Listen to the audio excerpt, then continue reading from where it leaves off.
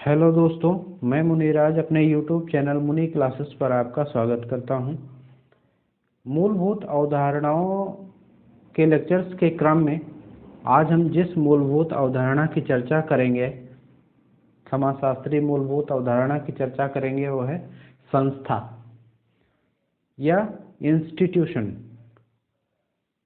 तो जब हम बचपन से ही सुनते आए हैं कि संस्था क्या होती है, या हमारे दिमाग में एक जब भी संस्था शब्द सामने आता है तो एक मूर्त स्वरूप या फिर एक दिखने वाली कोई बिल्डिंग या कुछ ऐसा कुछ दिखाई देती है, और हम उसी से संस्था का अर्थ लगाते आए हैं। लेकिन समाजशास्त्र में संस्था को एक विशेष अर्थ में समझा जाता है, जिसकी चर्चा हम इस लेक्चर के अंतर्गत करेंगे। अगर चैनल पर आप नए हैं या पहली बार देख रहे हैं तो चैनल को सब्सक्राइब करिए, और अगर वीडियो पसंद आए तो अंत में इसको लाइक ज़रूर करिएगा, क्योंकि वो काफ़ी मोटिवेट करता है आगे वीडियोस बनाने के लिए। तो लाइक ज़रूर कर दीजिएगा। तो हम अगर संस्था की बात करते हैं या इंस्टीट्यूशन, तो जैसा हमने बताया कि एक कॉमन सेंस में संस्था को किस प्रकार इसका अर्थ लगाया जाता है, लेकिन समाजशास्त्र के अंतर्गत इसे एक विशेष अर्थ में समझा जाता है। हम लास्ट लेक्चर में पढ़ चुके हैं कि समिति क्या होती है और समिति का निर्माण क्यों होता है। तो समितियां आप जानते हैं कि एक मूर्त सामाजिक संगठन होती हैं, लेकिन इन समितियों को चलाने के लिए जिन कार्य विधियों को प्रयोग में लाया जाता है, कार्य विधियां, ये शब्द आप दिमाग में संस्था को पढ़ते समय इसको कायदे से याद कर लीजिएगा। कार्य विधियां या कार्य प्रणालियां या कार्य प्रणालियां, कार्य करने के तरीके। तो समितियां लोगों की आवश्यकताओं को पूरा करने के लिए जिन कार्य प्रणालियों को प्रयोग में लाती हैं, समाजशास्त्र में उन्हीं को हम संस्था के नाम से जानते हैं,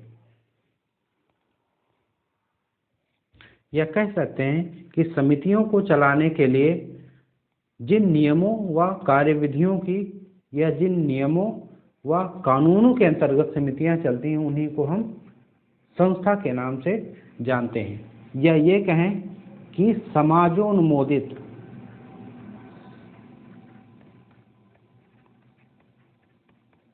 समाज के द्वारा अनुमोदित या सामाजिक मान्यता प्राप्त कार्य प्रणालियां, सामाजिक मान्यता प्राप्त कार्य प्रणालियां ही क्या कहती हैं, क्या कहलाती हैं? संस्था या इंस्टीट्यूशन।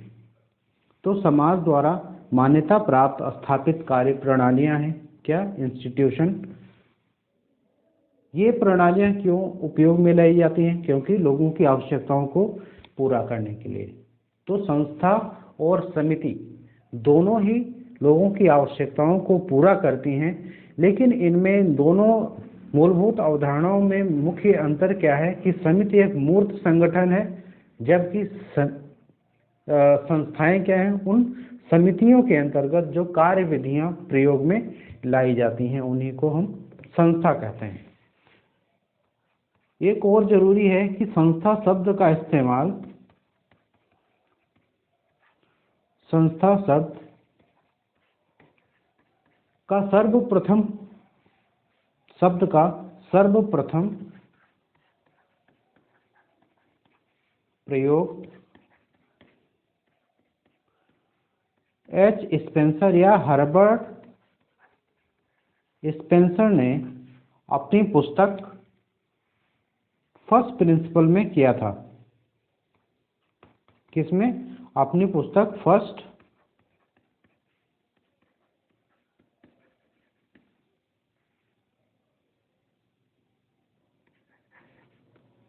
फर्स्ट प्रिंसिपल में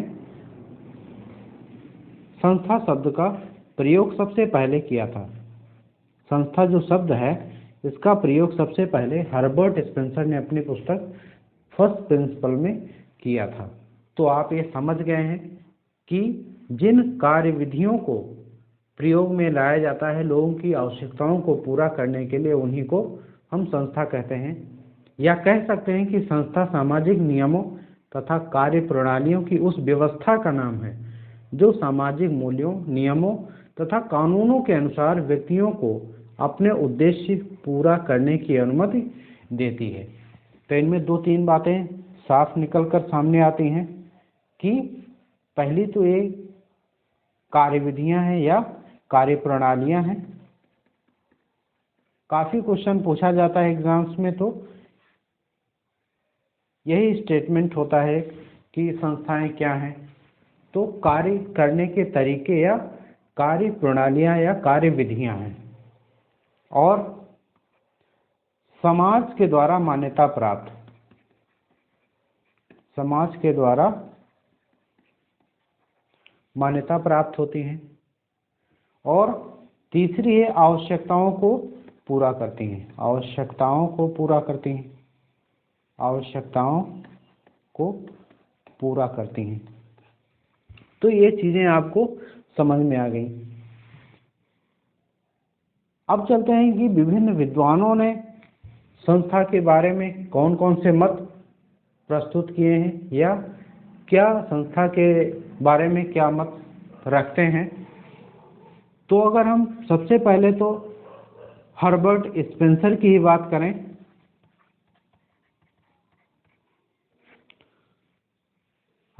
हर्बर्ट स्पेंसर की बात करें तो उन्होंने क्या कहा है कि संस्था वह अंग है जिसके माध्यम से समाज के कार्यों को क्रियान्वित किया जाता है। समाज के संस्था क्या है? संस्था वह अंग है जिसके माध्यम से समाज के कार्यों को क्रियान्वित किया जाता है, समाज के कार्यों को क्रियान्वित किया जाता है, या कह सकते हैं कि वे माध्यम हैं जिनके द्वारा समाज के कार्यों को किया जाता है, वह तरीके हैं जैसे उन कार्यों को किया जाता है। तो हर्बर्ट स्पेंसर ने अपनी परिभाषा में संस्था शब्द को स्पष्ट किया है और इन्होंने ये बात अपनी पुस्तक फर्स्ट प्रिंसिपल में कही, जिसकी चर्चा हम पहले कर चुके हैं। दूसरे विचारक आते हैं MacIver and page. MacIver and page ने अपनी पुस्तक सोसाइटी, ये इनकी पुस्तकें भी याद रखना हर एक विचारक की, क्योंकि ये कभी भी पूछी जा सकती हैं और अलग से रटने बैठोगे तो बहुत कंफ्यूजन भी होगी और याद करना बहुत मुश्किल होगा। प्रत्येक विचारक की अवधारणा के साथ अगर उसको लिंक करते हुए पढ़ेंगे तो ज़्यादा आसानी होगी याद करने में। तो हम अगर मैकाइवर एंड पेज की बात करें तो उन्होंने अपनी पुस्तक सोसाइटी में संस्था को परिभाषित किया है और कहा है, क्या कहा है कि सामूहिक क्रिया की विशेषता बताने वाली कार्य प्रणाली के स्थापित रूप या अवस्था को ही हम संस्था कहते हैं। देखिए, अगर हम इनके पूरे स्टेटमेंट को लिखने लगें तो बहुत समय लगेगा और वीडियो भी बहुत लंबा हो जाएगा। इसलिए प्रत्येक विचारक के जो कोर शब्द हैं, जो मुख्य शब्द उन्होंने अपनी परिभाषाओं में प्रयोग किया है, जिनसे आप उनकी परिभाषा को पहचान सकते हैं, उनको हम लिख दे रहे हैं ताकि आपको अगर एग्ज़ाम में उनका स्टेटमेंट सीधा आ जाए तो हल करने में आसानी रहे। तो मैकाइवर एंड पेज ने अपनी पुस्तक सोसाइटी में संस्था को किस प्रकार परिभाषित किया है कि सामूहिक क्रिया की विशेषता बताने वाली कार्य प्रणाली के स्थापित रूप हैं।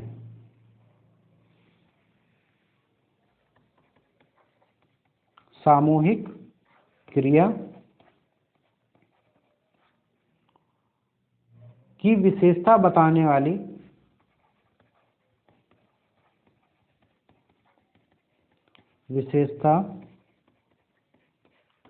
वाली कार्यप्रणाली के स्थापित रूप, कार्यप्रणाली के स्थापित रूप। तो ये हमें ध्यान रखना है कि स्पेंसर ने क्या कहा है कि समाज के कार्यों को क्रियान्वित करने के लिए जिन तरीकों या जिन उपायों को प्रयोग में लाया जाता है उन्हें संस्था कहते हैं। मैकाइवर एंड पेज ने क्या कहा है कि सामूहिक क्रिया की विशेषता बताने वाली कार्यप्रणालियां जो स्थापित होती हैं उन्हीं को संस्था कहते हैं। अगले विचारक हैं चार्ल्स कूले।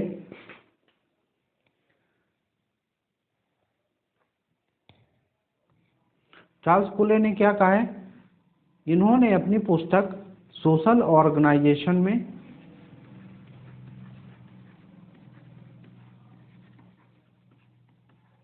ये इनकी भी पुस्तक काफ़ी प्रसिद्ध है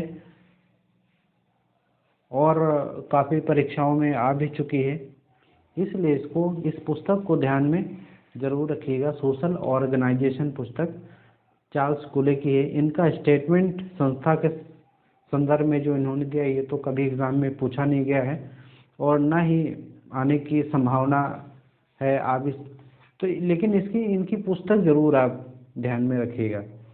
एक बार बता देते हैं कि इन्होंने संस्था के संदर्भ में क्या कहा है। इन्होंने कहा कि किसी निरंतर बनी रहने वाली आवश्यकता या इच्छा की पूर्ति के लिए जब सामूहिक व्यवहार के रूप में कोई व्यवस्थित संगठन सामाजिक विरासत के रूप में चल पड़ता है तब उसे संस्था कहा जाता है। एक तो सामूहिक व्यवहार,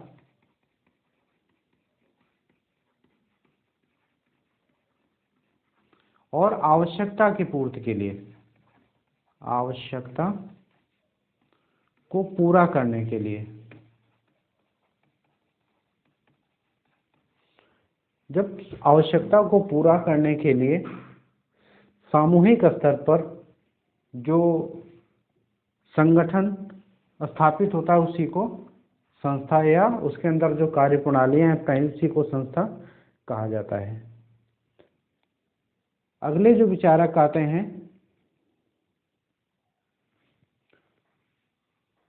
समनर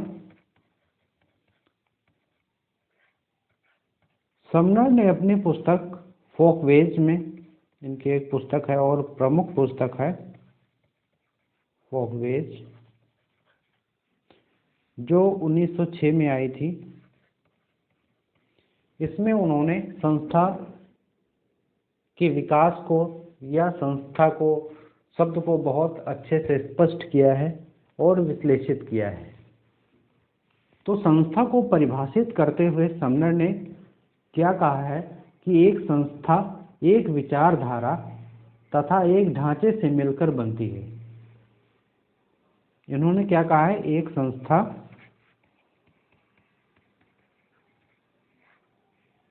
एक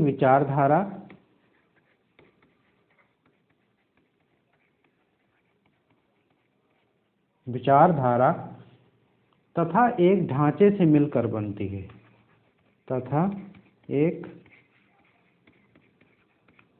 ढांचे से मिलकर बनती है। तो आपने देखा कि समनर ने संस्था को किस प्रकार परिभाषित किया है और इनकी ये पुस्तक बहुत महत्वपूर्ण है फोकवेज जो 1906 में प्रकाशित हुई। तो इस प्रकार हम देखते हैं कि विभिन्न विद्वानों ने संस्था को किस प्रकार परिभाषित किया है। एक और चीज़ है कि संस्था को समनर ने संस्था के प्रकारों की भी बात की है। संस्था को दो प्रकारों में विभाजित किया है कि आप जानते हैं कि कुछ ऐसी संस्थाएं होती हैं जो स्वतः उत्पन्न हुई हैं और बहुत इनके उत्पत्ति में बहुत लंबा समय लगा है। तो इन्होंने संस्था को दो प्रकारों में विभाजित किया है। एक है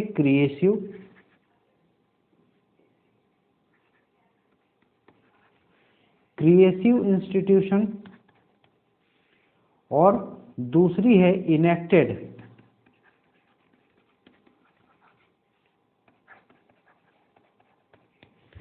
क्रिएटिव इंस्टीट्यूशन वह होती हैं जो बहुत पुरानी है या स्वाभाविक रूप से बनी है, जबकि इनेक्टेड इंस्टीट्यूशन मानव ने अपनी आवश्यकताओं को पूरा करने के लिए मनुष्य ने बनाया है। मानव ने आवश्यकताओं को पूरा करने के लिए बनाया है। तो क्रिएटिव इंस्टीट्यूशन और इनेक्टेड इंस्टीट्यूशन ये भी बहुत इम्पोर्टेंट है, एग्जाम में पूछा जा सकता है, तो इसलिए इसको ध्यान रखिएगा कि संस्था को क्रिएटिव और इनेक्टेड में किसने विभाजित किया है। तो समनर ने इसको विभाजित किया है। समनर ने इंस्टीट्यूशन के या संस्था के दो प्रकारों की बात की है, क्रिएटिव और इनेक्टेड इंस्टीट्यूशन। क्रिएटिव में ये रखते हैं जैसे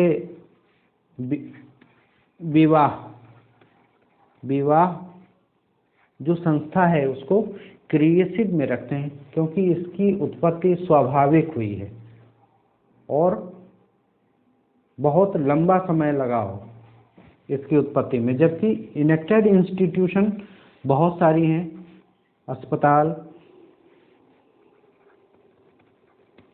अस्पताल है और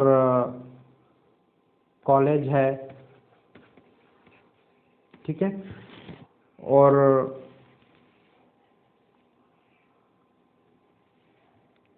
बाजार है, तो ये सब क्या है, मनुष्य ने अपनी आवश्यकताओं को पूरा करने के लिए संस्थाओं का निर्माण किया है, इसलिए इनको इनेक्टेड इंस्टीट्यूशन कहा जाता है।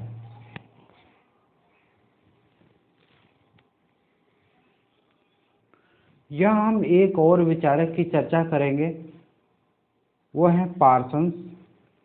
कौन है? पार्सन्स।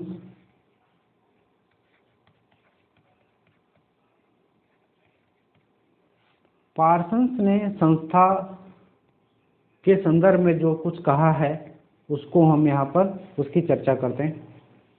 पार्सन्स ने एक अवधारणा दी है द्वितीयक संस्था या सेकेंडरी इंस्टीट्यूशन।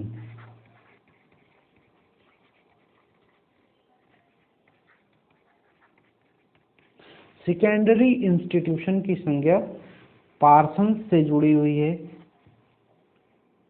और इन्होंने कहा है कि जब प्राथमिक संस्थाएं अपनी भूमिकाओं को अच्छे से नहीं निभा रही होती हैं या प्राथमिक संस्थाएं लोगों की ज़रूरतों को पूरा करने के लिए असफल हो जाती हैं, कहीं ना कहीं असफल दिखाई देती हैं, तब द्वितीयक संस्थाओं का जन्म होता है। इसीलिए पार्सन्स ने द्वितीयक संस्थाओं को समाज का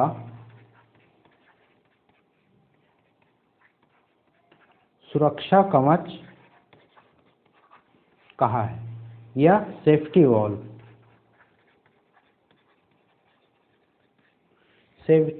कहा है। तो पार्सन्स ने द्वितीयक संस्था की अवधारणा दी और उन्होंने इसे समझाते हुए कहा है कि जब प्राथमिक संस्थाएं अपने उद्देश्यों को या लोगों की ज़रूरतों को पूरा करने में कहीं ना कहीं असफल हो जाती हैं, तब जाकर इन द्वितीयक संस्थाओं का निर्माण होता है।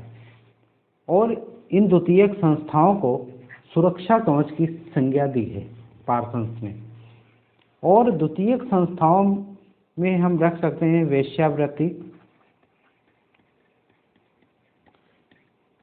जब विवाह अपनी भूमिका सही से नहीं निभा रहा होता है या विवाह के द्वारा लोगों की आवश्यकताएं पूरी नहीं होती, तब वेश्यावृत्ति का जन्म होता है। या दूसरा आता है पालना गृह, जिसको क्रेच बोलते हैं, जिसमें पालना गृह जिसमें कामकाजी महिलाएं या फिर दोनों अगर हस्बैंड वाइफ हैं कामकाजी, तो बच्चे को पालना गृह में सुबह छोड़ देते हैं और शाम को वहाँ से रिसीव कर लेते हैं। मतलब दिन भर बच्चे को पालने की जिम्मेदारी पालना गृह वालों की है। तो ये बच्चे के पालने का काम किसका है? परिवार का है। और जब परिवार अपनी भूमिका को सही से नहीं निभा रहा होता है तो पालना गृह का जन्म होता है, जो कि एक द्वितीयक संस्था है। और उधर वृद्धाश्रम। ये सारे उदाहरण किसके हैं?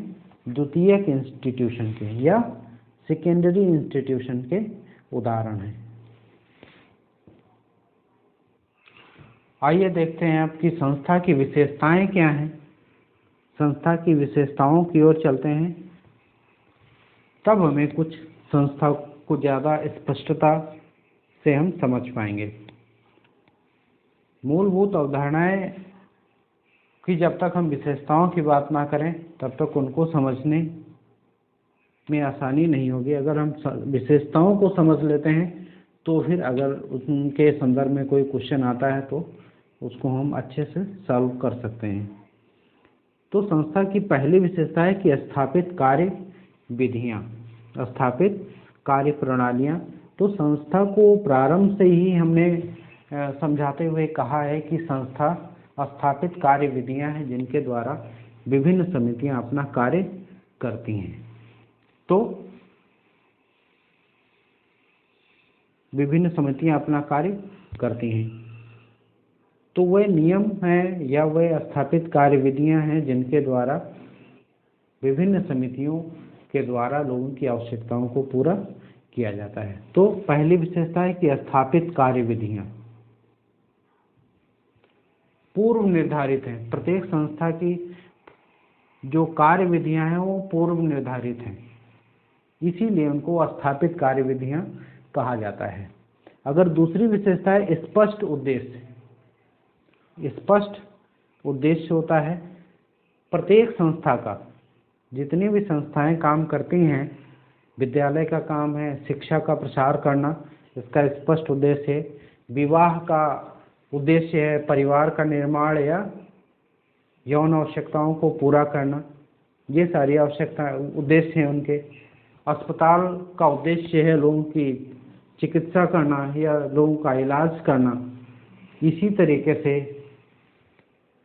विभिन्न संस्थाओं के विभिन्न विभिन्न उद्देश्य हैं। और एक चीज़ है स्थायित्व, स्टेबिलिटी।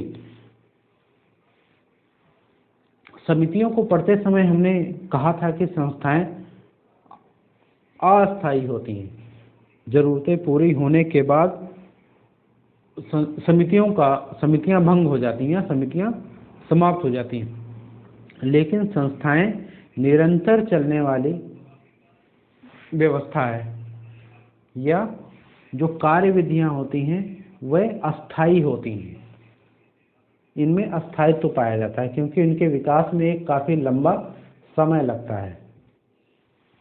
और अगली विशेषता है सामूहिक अभिमत या सामूहिक स्वीकार्यता। सामूहिक स्वीकार्यता।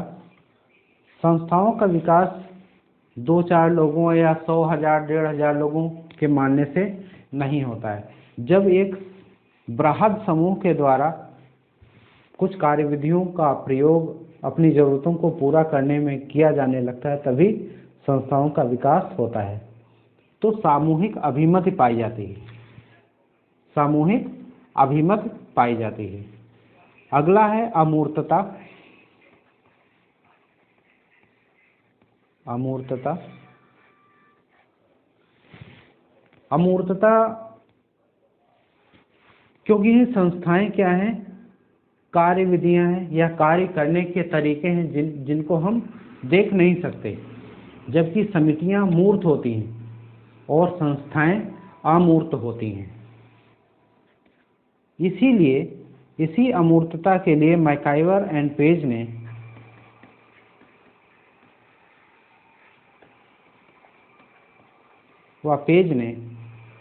संस्थाओं की अमूर्तता को स्पष्ट करने के लिए कहा है कि हम समितियों के सदस्य होते हैं, संस्था के नहीं। हम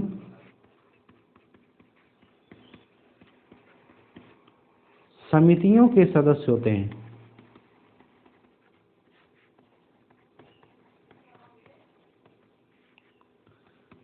संस्था के नहीं। ये बहुत प्रसिद्ध स्टेटमेंट है इनका और काफ़ी एग्जाम्स में पूछा जा चुका है। हम समितियों के सदस्य होते हैं, संस्था के नहीं। ये मैकाइवर एंड पेज का स्टेटमेंट है, क्योंकि इन्होंने कहा है कि संस्थाएं तो नियमों की व्यवस्था है, कार्यप्रणालियों की व्यवस्था है, इसको देखा नहीं जा सकता, जबकि समितियां लोगों का समूह है, इनको देखा जा सकता है। आगे एक और स्टेटमेंट में, इसीलिए एक और स्टेटमेंट इन्होंने दिया है कि यदि हम किसी तथ्य को एक संगठित समूह के रूप में लें तब इसे समिति कहा जाएगा, लेकिन यदि किसी विशेषता को एक कार्य प्रणाली के रूप में लिया जाए तो ये संस्था होगी। अगर किसी चीज को हम समूह के रूप में ले रहे हैं, अगर समूह के रूप में ले रहे हैं तो वो समिति होगी। अगर कार्य प्रणाली के रूप में ले रहे हैं, कार्य प्रणाली के रूप में देख रहे हैं तो वो संस्था होगी। जैसे परिवार, परिवार संस्था और समिति दोनों है, समिति भी है और संस्था भी है। बस फर्क होता है इसके देखने में कि परिवार को हम लोगों के समूह के रूप में देख रहे हैं या परिवार की कार्य प्रणाली के आधार पर इसको देख रहे हैं। अगर परिवार को हम समूह के रूप में देखेंगे तो ये समिति होगी, और यदि हम परिवार की कार्य प्रणाली के रूप में देख रहे हैं तो ये संस्था होगी। तो इसीलिए मैकाइवर एंड पेज ने कहा है कि समिति सदस्यता का बोध कराती है। समिति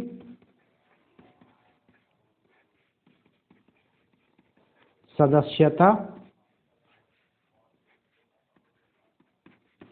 का बोध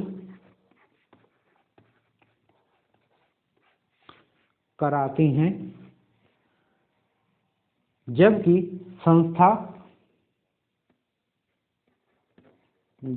संस्था कार्य के किसी तरीके का बोध कराते हैं या कार्य के किसी संस्था कार्य करने के तरीके का। ठीक है, तो ये दो स्टेटमेंट इनके बहुत ही प्रसिद्ध हैं और विभिन्न एग्जाम्स में आ जा रहे हैं कि मैकाइवर एंड पेज ने संस्था की अमूर्तता के बारे में क्या कहा है। तो इन्होंने कहा है कि हम समितियों के सदस्य होते हैं, संस्था के नहीं, क्योंकि संस्थाएं तो अमूर्त होती हैं, समितियां मूर्त होती हैं जिनका हम सदस्य बन सकते हैं, लेकिन संस्थाओं के नहीं बन सकते। इसीलिए परिवार को इन्होंने संस्था और समिति दोनों माना है, क्योंकि परिवार को अगर हम समूह के रूप में देखते हैं तो ये समिति है, और अगर परिवार की कार्य प्रणाली के रूप में देखते हैं तो एक संस्था है। तो समिति सदस्यता का बोध कराती है, जबकि संस्था कार्य करने के तरीके को। अगली जो विशेषता आती है प्रतीक। संस्थाओं के अंतर्गत बहुत सारे प्रतीक पाए जाते हैं। प्रतीकों द्वारा संस्थाएं कार्य करती हैं। संस्था के प्रतीक भौतिक भी हो सकते हैं और अभौतिक भी हो सकते हैं। जैसे विवाह एक संस्था है तथा इसमें निहित भावनाओं को अनेक मंत्रों, या अगर हम विवाह को देखें तो इसमें बहुत सारी चीज़ें शामिल होती हैं, मंत्र शामिल होते हैं, एक हवन कुंड होता है और कलश होता है, एक पूरा मंडप बना होता है, और भी बहुत अनगिनत सिंबल्स को विवाह संपन्न करने में अनगिनत सिंबल्स को यूज में लिया जाता है या प्रयोग में लिया जाता है। तो संस्थाएं जो कार्य करती हैं, जो इनकी कार्य प्रणालियाँ होती हैं, इनमें सिंबल्स या प्रतीकों को शामिल किया जाता है। संस्था की जो अगली विशेषता है वो सांस्कृतिक व्यवस्था की इकाई। संस्था को सांस्कृतिक व्यवस्था की इकाई माना जाता है। सांस्कृतिक व्यवस्था की इकाई माना जाता है, क्योंकि आगे हम देखेंगे कि संस्थाओं का विकास रीतियों, प्रथाओं, जनरीतियों व रूढ़ियों से होते हुए जाकर अंत में संस्था का विकास होता है। तो ये सारी चीज़ें, प्रथाएं, विभिन्न प्रथाएं हैं, विभिन्न जनरीतियां हैं, रूढ़ियां हैं, ये सब कल्चर का भाग होती हैं, संस्कृति का अंग होती हैं। तो संस्था तो अपने आप में ही कल्चर का भाग हो जाती है। इसीलिए गिलिन और गिलिन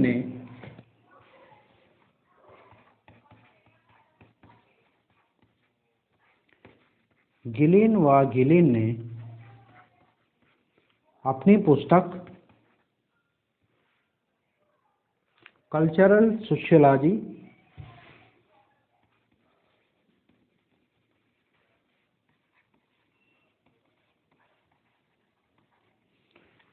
सोशियोलॉजी में कहा है कि संस्था को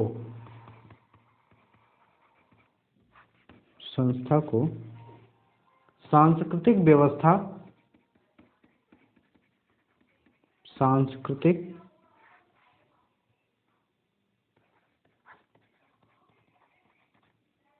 व्यवस्था की एक इकाई माना है। संस्था को सांस्कृतिक व्यवस्था की एक इकाई माना है। तो ये स्टेटमेंट भी गिलिन और गिलिन का जरूर ध्यान में रखिएगा, और इनकी पुस्तक की संस्था के संदर्भ में इन्होंने क्या कहा है। अपनी पुस्तक कल्चरल सोशियोलॉजी में संस्था को परिभाषित करते हुए कहा है, या इसकी विशेषता बताते हुए कहा है कि संस्था को सांस्कृतिक व्यवस्था की एक इकाई माना जा सकता है। तो इसीलिए अब तो हमने संस्था की विशेषताएं देख ली, तो अब हमें संस्था समझ में आ गई होगी कि संस्था एक्चुअली है क्या, और ये समिति से कैसे अलग है।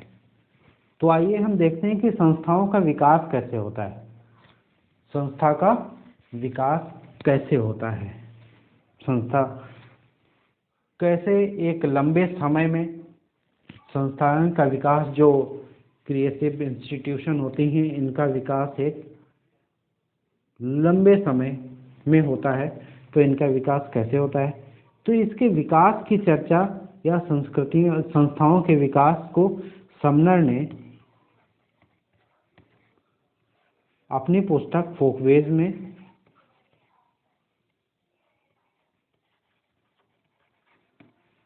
में बताया है कि संस्थाओं का विकास कैसे होता है। तो इन्होंने बताया है कि संस्थाओं का विकास किसी विचार से होता है। वो विचार जो किसी या कुछ व्यक्तियों की आवश्यकताओं को पूरा कर रहा होता है,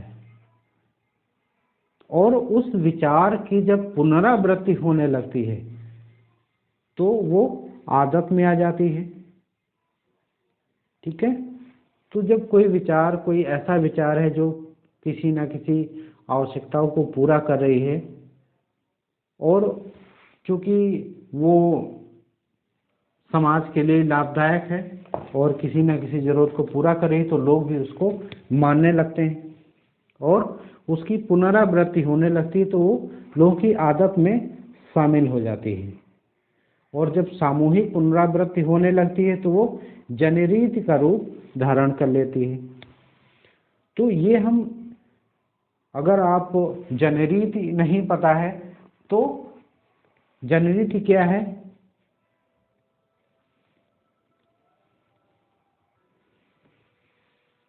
तो जनरीति क्या है, जन रीत, तो शब्दों से ही पता चल रहा है कि लोगों के द्वारा जो रीतियां या जो विधियां अपनाई जाती हैं डेली के कार्यों को करने के लिए, उन्हीं को जनरीति कहा जाता है। लेकिन जब एक लंबा समय व्यतीत हो जाता है वो जनरीतियों को पालन करने के लिए करते करते, और अतीत के अनुभव उसमें शामिल हो जाते हैं, मतलब अतीत के कुछ अच्छे अनुभव शामिल हो जाते हैं, तो वो प्रथा का रूप ले लेती है। और प्रथा जानते हैं कि आगे आने वाली जनरेशन या पीढ़ी प्रथाओं को स्वतः एक्सेप्ट कर लेती बिना कोई प्रश्न किए, तो प्रथाओं तक पहुंच जाती हैं जनरीतियां। और जब समूह की स्वीकृत व कल्याण की भावना प्रथा के साथ जुड़ जाती है या वह प्रथाएं समाज के लिए अनिवार्य हो जाती हैं, तो वह फिर लोकाचारों में परिवर्तित हो जाती हैं। समूह की स्वीकृति व कल्याण की भावना, ये दो चीजें जो हैं वह प्रथाओं को लोकाचारों में परिवर्तित कर देती हैं। जनरीतियों का उल्लंघन लोग कर सकते हैं, प्रथाओं को भी कहीं न कहीं टाल सकते हैं, लेकिन लोकाचारों में क्योंकि पूरे समूह का कल्याण उससे जुड़ा होता है, तो लोकाचारों को फिर आवश्यक मान लिया जाता है समाज के लिए। और लोकाचारों को जब निश्चित एक संरचना, एक नियमों के अंतर्गत उसको ले लिया जाता है या नियमों के अंतर्गत विभिन्न नियम उसमें शामिल हो जाते हैं और एक निश्चित संरचना, एक ढांचा बना दिया जाता है उसका कार्य करने का कि आगे आने वाली जनरेशन इसी प्रकार कार्य करेंगे या इन्हीं नियमों के अंतर्गत कार्य करेंगे, तब जाकर उस संस्था का विकास होता है। तो आपने देखा कैसे कि विचार से होते हुए लोकाचार तक आकर संस्था का विकास होता है। तो संस्थाएं सबसे बाद में विकसित होती है, तो इसमें सारे नियम, कार्य कैसे किया जाएगा, ये सारी शामिल होती हैं। तो इस कारण हम देख रहे हैं विचार, फिर आदत बन जाती है, फिर जनरीति, प्रथा, लोकाचार और अंत में संस्था का विकास होता है। तो हमने इस लेक्चर में संस्था के संदर्भ में जितनी कुछ बातें हो सकती थी हमने उनकी चर्चा की और उम्मीद करते हैं कि इस लेक्चर के द्वारा आपको संस्था जैसी मूलभूत अवधारणा को समझने में आसानी होगी और आने वाले प्रश्नों को आप सही से हल कर पाएंगे। इस वीडियो को देखने के लिए धन्यवाद। अगर वीडियो को अभी तक लाइक नहीं किया है तो लाइक करिए। अगर चैनल को आपने सब्सक्राइब नहीं किया है तो सब्सक्राइब जरूर करिए, क्योंकि अगला वीडियो और भी महत्वपूर्ण होने वाला है। धन्यवाद।